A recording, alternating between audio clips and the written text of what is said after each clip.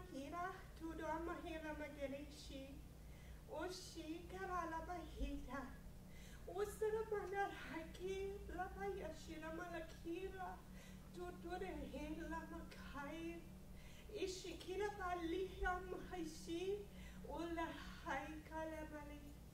Tushera, lukula maki, tala mahira maki. Oshi alabahai tula. Kishera, uyara bayera. And a mahira kola hashi. Tutura, tare mohaya tiki. Ayapu, Eshe, Olahala Bariki, Alabahira, Shera Bahira, Lakira Palana Magala, Shuku, Shuku, Alabahi, Abahira Mashikira, Tushira Malala, Elabakai, Shira Mahi, Tikira Bahia. Madadira, Uchishi, Taramaki, Sheramaya, Kayashi. You've all come gathered to learn, to awaken, to ascend, to go beyond what others are doing right now. These feats that you are doing will not go unnoticed, will not go unrewarded. The openings are coming upon all of you. Open and know that we are here. We are here and we are talking through the vessel to you. You hear us. And when you hear us, do not doubt. We are so happy that you are coming to us, that you are opening to us. You who seem so few, but are so many, so many, so many for this time that's coming, this awakening that's coming for all of you, this ascension that is building up now. Be aware that it is one that you need to do. Be aware that it is natural. Be aware that it's coming to you. All you have to do is listen. Be aware.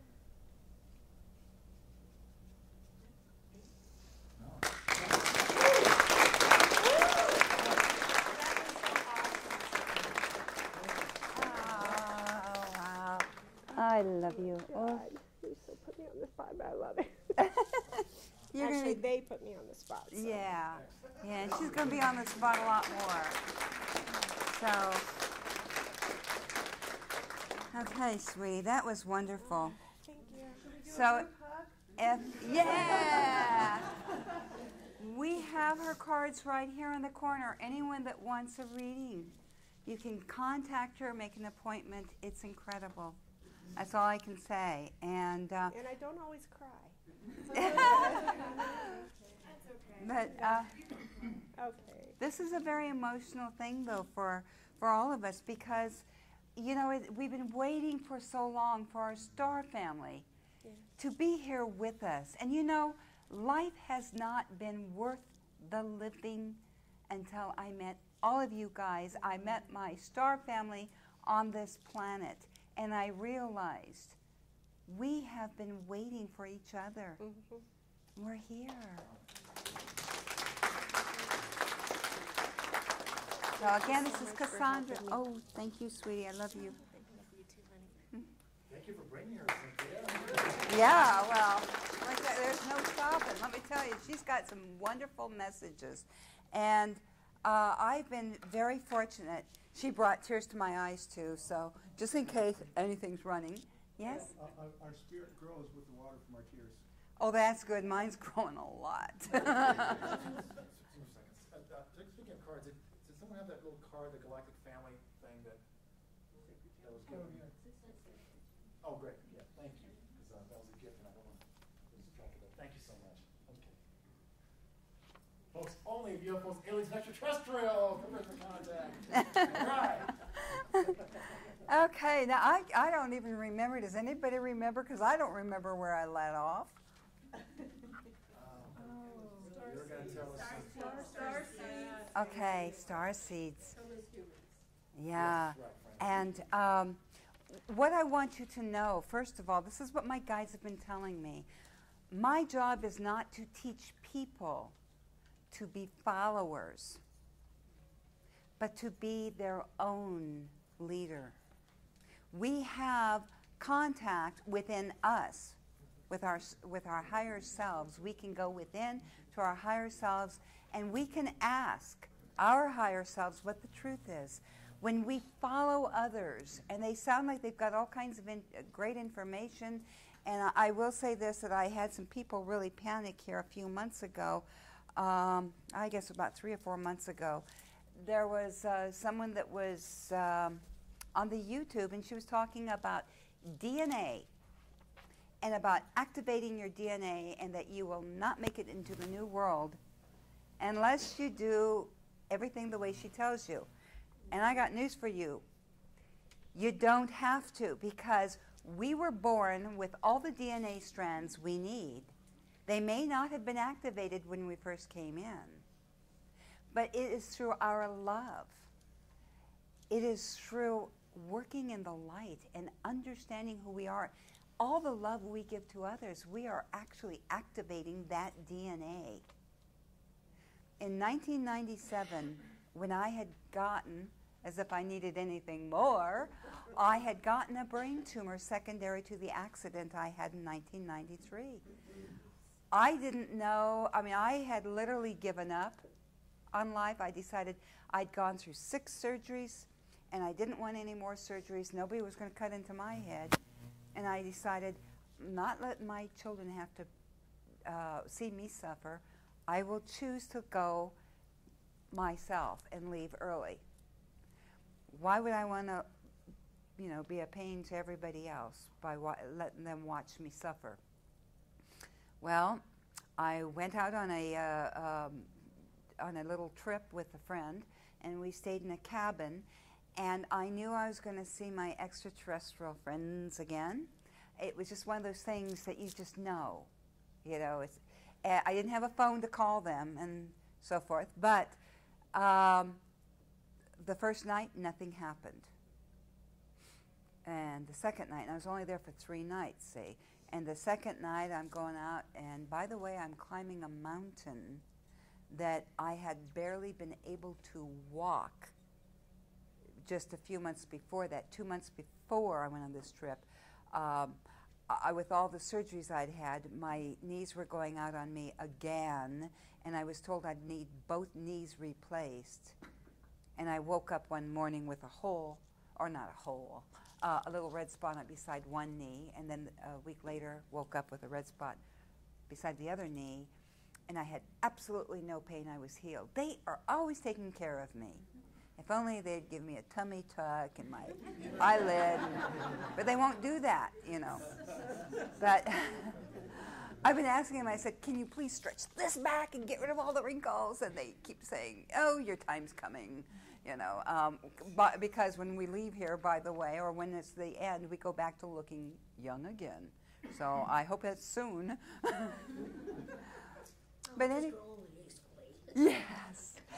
So here I am on this camping trip, going back to that, and I'm staying in the cabin, and on the 3rd night, I wake up, and it's about 10 minutes to 12, and I'm crying, because if anyone's had a brain tumor, again, I was losing my vision. I had to wear special glasses to see. I also had terrible headaches, and the doctors had given me shots to give myself, and it only made the pain worse. I had a hard time keeping food down and so forth, but the tumor was just really horrific. So I woke up and realized I had not yet seen my star family, and all I wanted to do is see them one more time to say goodbye. And I was so depressed, I started crying, and I couldn't remember. I was losing my memories again, and they had taught me once before, To spiritually evolve and be in the new world, one must give up greed, judgment, and prejudice by looking beyond the physical body to see the God within each and every being. And that's what I had learned some time ago, and I had forgotten it. And I'm trying to repeat it, and I'm mad at myself that I can't remember what it was. I mean, it was so simple and I couldn't remember it. And I laid there in bed crying, and finally I think I cried myself asleep. And the next thing I know, I'm outside on a dirt road, and there is a V formation in the sky that looked like it was pretty far away, but you could see it was a V formation. And one of the set of lights from this formation left formation and came down and landed.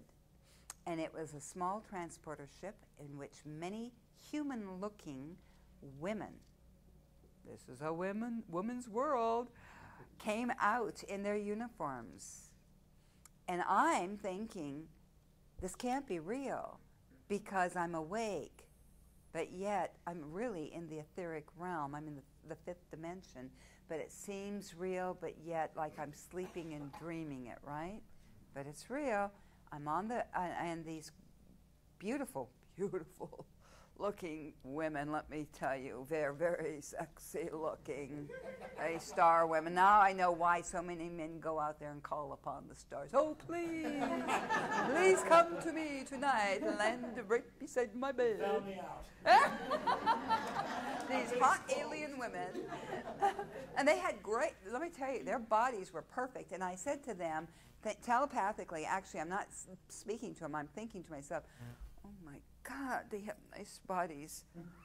Wish I looked that good, you know? And the one woman responds to me by saying, it's because we only eat that which grows naturally from the soil. But she responds telepathically, right? Anyway, she showed me how they fly their transporter ship, and it did all kinds of wonderful things in the air, and I mean, it just did everything, flipping over and turning sideways and going through these pillars, a bridge pillar, and it was just awesome what they could do. And then I'm taken to the mothership, and it's a medical mothership, and it's out there, and it's always out there around Earth. This medical mothership has, well, the one I was on had Michael, what some people call Archangel Michael. I don't have one of his sculptures with me today. I apologize for that, but they're on my website, etsculptor.com, so you can see them. But I was greeted, and I was allowed to watch them healing what I thought were humans on their ship of cancer and various kinds of illnesses. And what's interesting, people, is that they're here for all of us, for the star seeds. They agreed when we came to this planet, many of us left our universes or galaxies or higher dimensions and left a world that was wonderful for us to come here to the third dimension and help humanity. And let me tell you, there's nothing more shocking than to come to a planet where the people are not evolved and they don't even know how to love, truly love. And then you've got to be the ones, all of us are the star seeds helping humans. Many of us have the ability, our psychic abilities, we've got healing abilities, we've got abilities to teach people what it is to feel compassion and love, and to understand that the bum on the street begging for money to survive is not really a bum. He's a wonderful spiritual soul who chose some of the hardest lessons in this lifetime. And some of the people I have met who have had crippled